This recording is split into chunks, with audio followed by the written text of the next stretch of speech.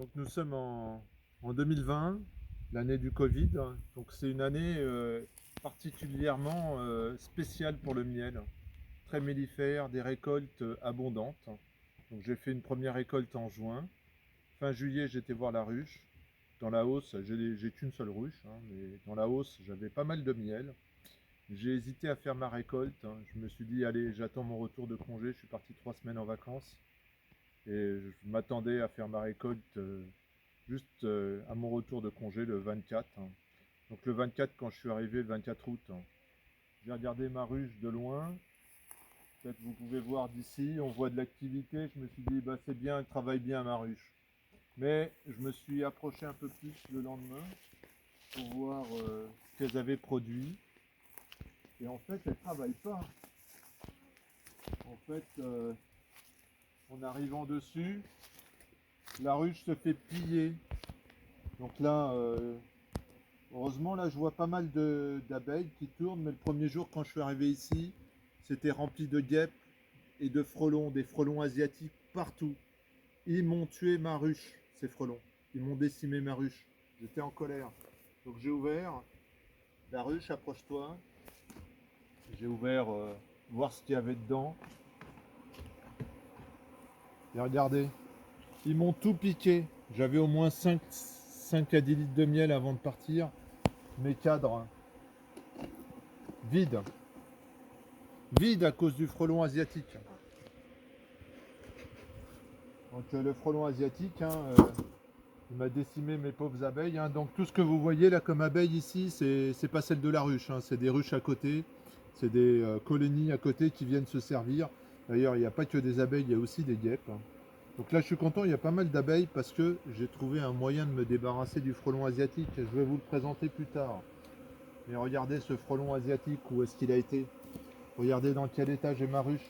Regardez ces pauvres abeilles complètement décimées. Vas-y, approche-toi. Vous voyez? Attends, Vous pouvez attends. voir les abeilles ici, tout ça c'est mort. Il n'y a plus rien, tout le monde se sert là. Regardez, alors j'ai... Oh, papa, j'ai peur. Hein. Il n'y a pas de quoi avoir peur. Regardez ce qu'il y a ici, là, tout. Je peux filmer. C'est triste. C'est triste de voir une... Regardez, il y a même la teigne qui vient se servir. Tout le monde vient là, des abeilles, mais aussi des guêpes. Regardez les guêpes. Alors ce qui est marrant, c'est que... viens voir ici. Donc là, c'est... on peut pas se tromper, hein. Ça c'est un frelon asiatique. Vous voyez, on le reconnaît parce qu'il a les pattes jaunes. Et il est plutôt noir, avec la queue orange. Il n'y a pas de doute, c'est un frelon asiatique. On en voit même un là, regarde, qui essayait de rentrer par en dessous dans la ruche, qui est resté coincé. Vous voyez là, on voit sa tête là. Tu le vois? Approche-toi bien. Voilà. La tête ici.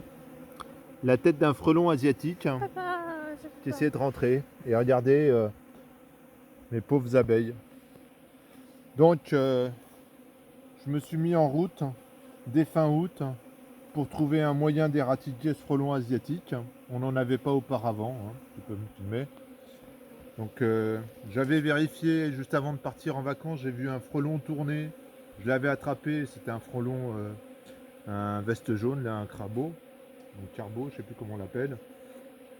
Donc j'étais rassuré, j'avais jamais vu de frelon asiatique ici. Bon, j'ai regardé sur internet la carte de France et l'invasion du frelon était à peu près partout sur le territoire. Donc ici on est un peu isolé. Le premier commerce est à 20 km d'ici. Je me disais peut-être nous on est épargnés. Mais malheureusement, fin octobre, je veux dire fin août, je me suis rendu compte que nous non plus on n'est pas épargnés ici, quoi.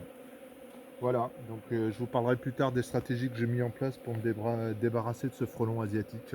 On est début septembre, le 5 septembre, et je pense avoir trouvé un moyen de nous débarrasser du frelon.